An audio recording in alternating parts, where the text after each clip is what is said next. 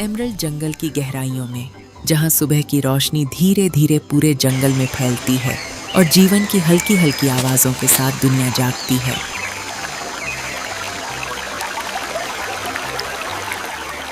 एरी एक नए दिन के साथ अपनी आंखें खोलती है। हवा शांत है, सुकून भरी और संभावनाओं से भरी हुई। लेकिन तभी कुछ इस सन्नाटे को तोड़ देता है। एक दूर से आती आवाज।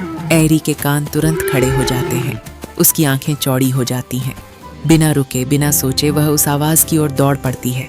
उसके छोटे छोटे कदम घने हरे जंगल में तेजी से आगे बढ़ते हैं। जैसे ही वह पत्तों और बेलों के बीच से आगे बढ़ती है, उसे मदद चाहिए। वो चंचल भूरा बंदर उल्टा लटका हुआ दिखाई देता है, जो बालों में बुरी तरह उलझा हुआ है। एरी रुकती नहीं, वह ध्यान से देखती भी नहीं। वह बस तुरंत मदद करने लगती है। अपनी सूंड को बेलों के चारों ओर लपेटकर वह पूरी ताकत से खींचती है। कुछ पल के लिए सब कुछ तन जाता है, कस जाता है और फिर टक, बेलें अचानक टूट जाती हैं। मीको हवा में घूमता हुआ नीचे पत्तों के ढेर में जा गिरता है। एक पल के लिए सब रुक जाता है, एक लंबा शांत पल। मीको धीरे धीरे अपना सिर उठाता है, पत्तों से ढका हुआ, हैरानी से आंखें झपकाते हुए। एरी उसकी ओर देखती है। ओह, ये थोड़ी ज्यादा मदद हो गई।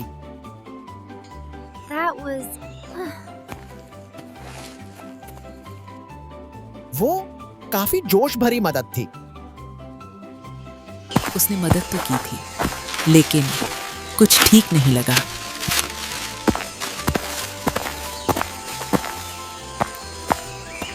मैं बस मदद करना चाहती थी।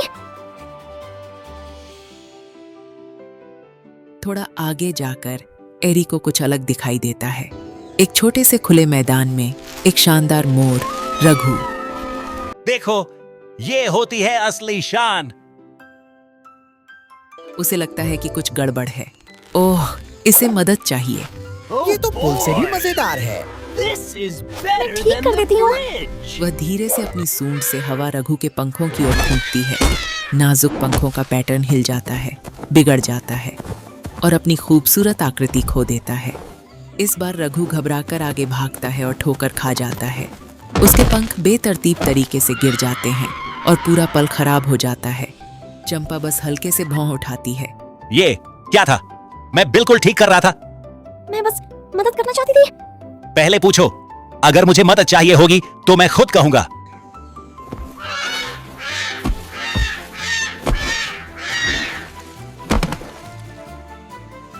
जब जंगल फिर से शांत हो जाता है और उसे एक और आवाज सुनाई देती है, धीमी, लगभग छिपी हुई, तो वह इस बार दौड़ती नहीं है। वह धीमी हो जाती है और फिर उसे वह दिखाई देता है, एक छोटा सा हिरण्य का बच्चा। अरे, तुम ठीक हो? किसी को परेशान नहीं करना चाहता था। जिसका पैर पतली शाखाओं के बीच हल्के से फंसा हुआ है। एरी धीरे धीरे उसके पास जाती है। हिरण्य का बच्चा उसकी ओर देखता है, डरी हुई लेकिन शांत आंखों से। इस बार एरी जल्दबाजी नहीं करती, वह उसके पास बैठ जाती है। तभी मीको फिर से उछलता हुआ आता है, पूरी ऊर्जा के साथ। मैं संभालता हूँ। वह जल्दी से शाखाओं की ओर बढ़ता है, लेकिन एरी उसे रोक देती है। मीको, रुको। उसकी आवाज शांत है, आत्मविश्वास से भरी। धीरे करते हैं और फिर बहुत ध्यान से, बहुत धीरे, वह एक एक करके शाखाओं को हटाने लगती है। मुझे लगा कोई ध्यान नहीं देगा। एरी हल्के से मुस्कुराती है। मैंने देखा।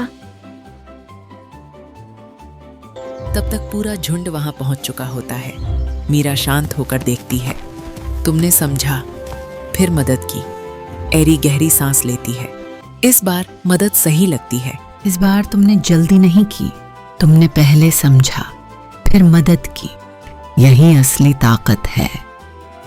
जैसे जैसे दिन ढलता है और सुनहरी रोशनी पूरे जंगल में फैल जाती है, एरी फिर से झुंड से थोड़ा आगे चलती है।